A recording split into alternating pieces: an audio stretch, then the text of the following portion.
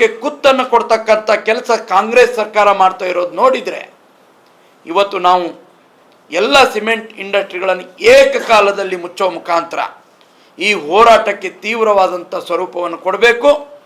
ಎಲ್ಲಿಯವರೆಗೆ ಸಿದ್ಧಸಿರಿ ಕಾರ್ಖಾನೆಯನ್ನು ಪ್ರಾರಂಭ ಮಾಡಲಿಕ್ಕೆ ಸರ್ಕಾರ ಮುಂದೆ ಬರೋದಿಲ್ವೋ ಅಲ್ಲಿಯವರೆಗೆ ನಮ್ಮ ಹೋರಾಟ ನಿಲ್ಲೋದಿಲ್ಲ, ಅದು ಉಗ್ರವಾದಂಥ ಸ್ವರೂಪ ಪಡ್ಕೊಳ್ತದೆ ಅಂತಕ್ಕಂಥ ಮಾತನ್ನು ಈ ಸಂದರ್ಭದಲ್ಲಿ ನಾನು ಸರ್ಕಾರಕ್ಕೆ ಎಚ್ಚರಿಕೆಯನ್ನು ಕೊಡಲಿಕ್ಕೆ ನಾನು ಬಯಸ್ತೇನೆ. ಕೇನ್ ಅಲೋಕೇಟೆಡ್ ಅನ್ನು ಮಾಡಿದ್ದಾರೆ, ಶುಗರ್ ಕೇನ್ ಅಲೋಕೇಟೆಡ್ ಮಾಡಿದ್ದಾರೆ. ಬೇರೆ ಬೇರೆ ಇಂಡಸ್ಟ್ರಿಗಳವರು ಇಲ್ಲಿನ ಕಬ್ಬನ್ನು ನುರಿಸಲಿಕ್ಕೆ ತೆಗೆದುಕೊಂಡು ಹೋಗಬೇಕು ಅಂತ. ಆದರೆ ರೈತ ಮುಖಂಡರು ಇದನ್ನು ಸಾರಾಸಗಟಾಗಿ ತಿರಸ್ಕರಿಸಿದ್ದಾರೆ. ಕಣ್ಣೊರಿಸುವ ತಂತ್ರವಾಗಿ ತರಾತುರಿಯಲ್ಲಿ ಕೇನ್ ಅಲಾಟ್ಮೆಂಟ್ ಮಾಡಿರುವಂಥದ್ದು ಸರಿಯಲ್ಲ. ಯಾವುದೇ ರೈತ ಮುಖಂಡರಿಗೂ ಕರೆದಿಲ್ಲ, ಚರ್ಚೆಗಳನ್ನು ಮಾಡಿಲ್ಲ. ಇವತ್ತು ಇತರ ಬೀದರ್ ಸೇರಿದಂತೆ ಕಲಬುರಗಿ ಬೀದರ್ನಲ್ಲಿ ಇರುವಂಥ ಇತರ ಸಕ್ಕರೆ ಕಾರ್ಖಾನೆಗಳು ಯಾವುದೂ ಕೂಡ ರೈತರಿಗೆ 2650 ರೂಪಾಯಿ ಬೆಲೆಯನ್ನು ಕೊಡ್ತಾ ಇಲ್ಲ, ಸಮಯಕ್ಕೆ ಸರಿಯಾಗಿ ಕಟಾವು ಮಾಡ್ತಾ ಇಲ್ಲ. ಹಾಗೆ ಕಬ್ಬಿನ ಹಣವನ್ನು 2-3 ವರ್ಷಗಳ ಕಾಲ ಕೊಡದೇನೆ ಸತಾಯಿಸ್ತಾ ಇದ್ದಾವೆ. ಹಾಗಾಗಿ ಇತರ ಯಾವುದೇ ಕಾರ್ಖಾನೆಗಳನ್ನು ನಂಬಿ ಕಬ್ಬು ಹಾಕಿಲ್ಲ, ಸಿದ್ಧಸಿರಿ ಇಥಿನಾಲ್ ಕಂಪನಿಯನ್ನು ನಂಬಿ ರೈತರು ಇವತ್ತು ಇಲ್ಲಿ ಕಬ್ಬನ್ನು ಬೆಳೆದಿದ್ದಾರೆ. ಹಾಗಾಗಿ ಸಿದ್ಧಸಿರಿ ಇಥಿನಾಲ್ ಕಂಪನಿಯನ್ನೇ ಪ್ರಾರಂಭ ಮಾಡಬೇಕು ಅನ್ನುವಂಥದ್ದು ರೈತರ ಅಳಲಿದೆ.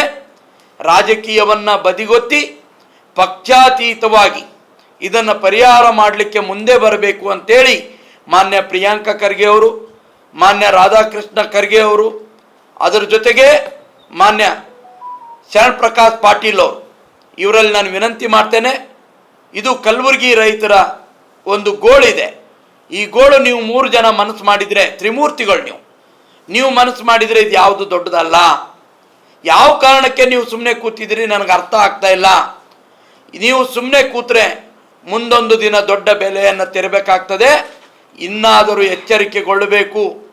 ಇದರಲ್ಲಿ ಮಾನ್ಯ AICC ಅಧ್ಯಕ್ಷರು ಕೂಡ ಮಧ್ಯಸ್ಥಿಕೆಯನ್ನು ವಹಿಸಿ ಮುಖ್ಯಮಂತ್ರಿಗೆ ತಿಳಿ ಹೇಳುವಂಥ ಕೆಲಸ ಆಗಬೇಕು ಅನ್ನುವಂಥ ಮಾತನ್ನು ಈ ಸಂದರ್ಭದಲ್ಲಿ ಹೇಳ್ತಾ, ನಾವು ಈಗ ನಮ್ಮ ನಿಯೋಗ ಜಿಲ್ಲಾಧಿಕಾರಿಗಳಿಗೆ ಭೇಟಿಗೆ ಹೊರಟಿದೆ.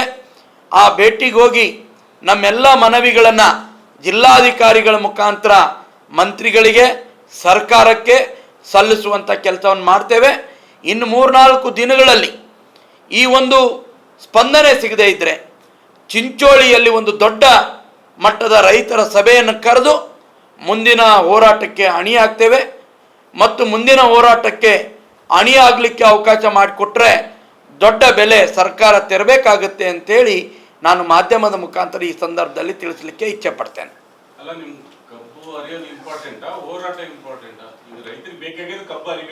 ಹೌದು, ಅದಕ್ಕೆ ನಾವು ಹೇಳ್ತಾ ಇದ್ದೀವಿ, ಜಿಲ್ಲಾಡಳಿತ ಇವತ್ತು ನಮಗೆ ಗ್ಯಾರಂಟಿ ಕೊಡಬೇಕು. 2650 ಬೆಲೆ ಕೊಡ್ತೀವಿ, 15 ದಿನದಲ್ಲಿ ಎಲ್ಲ ಕಬ್ಬನ್ನು ಕಟಾವು ಮಾಡ್ಕೊಂಡು ತೊಗೊಂಡು ಹೋಗ್ತೀವಿ.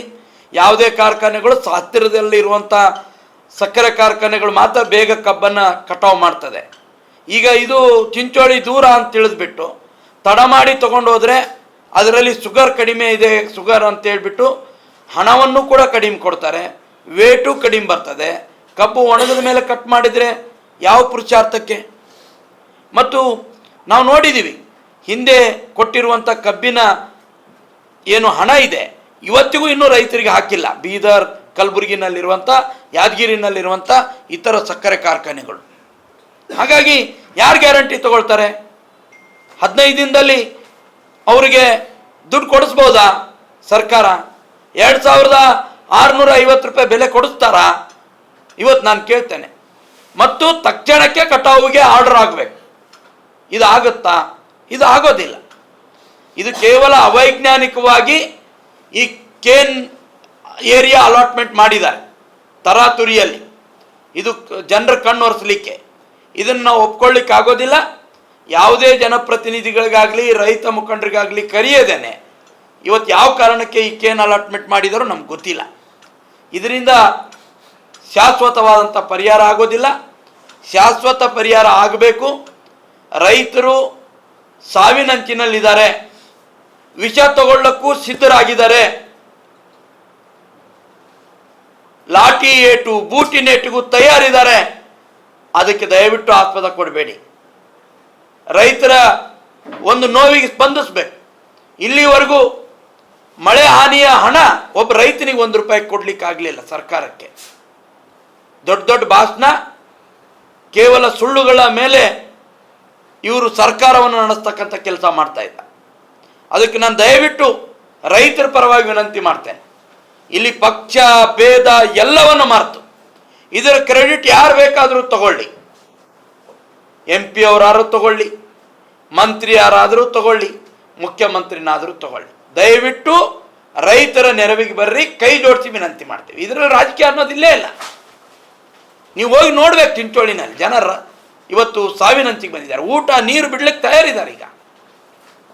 ಹಂಗಾಗಿ ದಯವಿಟ್ಟು ನಾವು ವಿನಂತಿ ಮಾಡ್ತೇವೆ.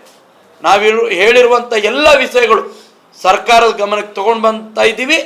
ಇದರ ಮುಂದೆ ಸರ್ಕಾರ ಇನ್ನೂ ಕೂಡ ಕಣ್ಣು ತೆರೆದು ನೋಡ್ದೇನೆ ಎಚ್ಚೆತ್ತುಕೊಳ್ಳದೇ ಇದ್ದರೆ ಅನಾಹುತಗಳಾಗ್ತವೆ ಅನ್ನೋಂಥದ್ದನ್ನು ನಾನು ಈ ಸಂದರ್ಭದಲ್ಲಿ ಹೇಳ್ತೇನೆ. ಇಷ್ಟು ದೂರ ಹೋಗಿರಾಗಲ್ಲ, ಸಮೀಪದಲ್ಲೇ ಸಾಕಷ್ಟು ಅವರಿಗೆ 2-3 ಬಾರಿ ಫೋನ್ ಹಚ್ಚಿದ್ದೇನೆ. ಅದಾದಮೇಲೆ MP ಅವರಿಗೆ ಫೋನ್ ಹಚ್ಚಿದ್ದೇನೆ. MP ಅವರ ಫೋನ್ ಹತ್ತಲಿಲ್ಲ.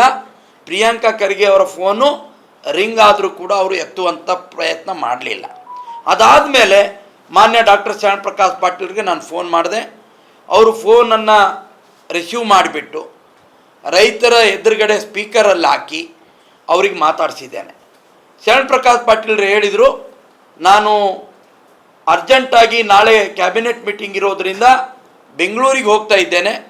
ಅದು ನಮ್ಮ ಗಮನಕ್ಕೆ ಬಂದಿದೆ, ಕಾನೂನಿನ ತೊಂದರೆಗಳಿದ್ದಾವೆ.